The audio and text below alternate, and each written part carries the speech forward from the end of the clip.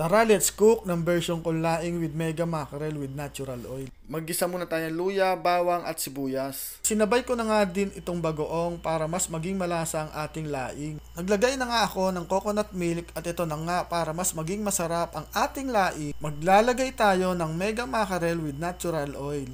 At una ko munang ibubuhos ang sabaw ng mega mackerel in natural oil. Pagkatapos ay iset aside ito. Nagdagdag na din ako ng paminta. At ito na nga, ang dahon ng gabi. Ito yung pinatuyo, hinugasan ko lang mabuti para siguradong malinis. Itulak-tulak nyo lang yung pababa. Naglagay din ako ng tubig at hayaan lang ma-absorb ng dahon ng gabi ng unti-unti ang gata.